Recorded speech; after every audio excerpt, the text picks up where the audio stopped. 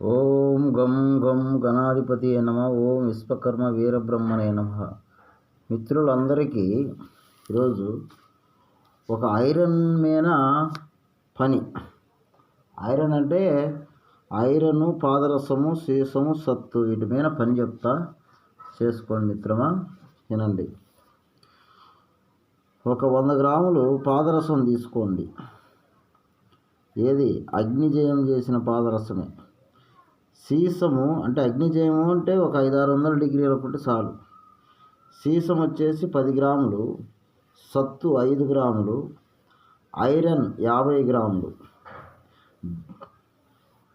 అర్థమవుతుందా? ఐరన్ 50 గ్రాములు, తగరం వచ్చేసి 50 గ్రాములు.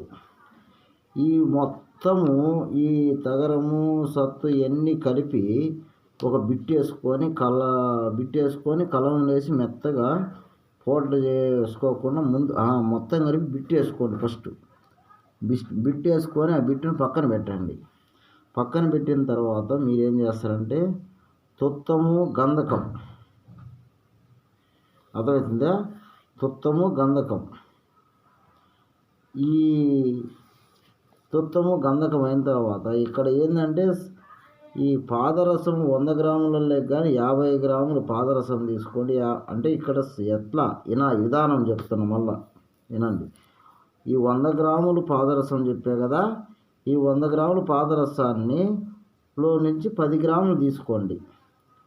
10 గ్రాముల సీసము, 10 గ్రాముల సత్తు. అర్థమవుతుందా? ఐరన్ వచ్చేసి 50 గ్రాములు. ఇంతవరకు మొత్తం కలిపి కరగండి. కరిగిన తర్వాత దాంట్లో తగరము వేయండి. వేసి కరిగితే మొత్తం కలిపి బిట్టేది. బిట్టులో నుంచి సగం తీసుకోండి. సగం తీసుకొని ఆ సగం ఎత్తి బాగా పొడి చేసుకొని 150 గ్రాములు తుత్తము, గంధకం 50 గ్రాములు. ఈ పొడితోటి అవి 2 కలిపి బాగా భస్మము, ఈ 2 కలిపి మొత్తం భస్మం చేయండి. భస్మం చేసి మిగతా ఏం చేయాలంటే దాంట్లోని సగం తీసినాం కదా, దాంట్లో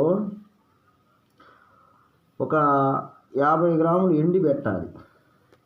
ఎండి గుర్తుపెట్టుకోండి. 50 గ్రాములు ఎండి తీసుకొని ఎండి అందులో కలిపి మొత్తం బిట్టేసుకొని ఆ బిట్టు తీసి ఈ మూట మధ్యలో పెట్టి మూసలో పెట్టి కరగాలి.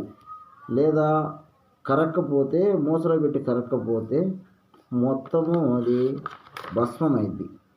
లేకుంటే దాన్ని తీసుకొని ఆ బిళ్ళను మెత్తగా అన్నీ కలిపి బిళ్ళను తయారు చేసి బాగా భస్మంలాగా చేసి అన్నీ ఇది కరక్కపోతే మీరు కరుక్కొని చెరగకపోతే మొత్తం నూరి భస్మం చేయండి.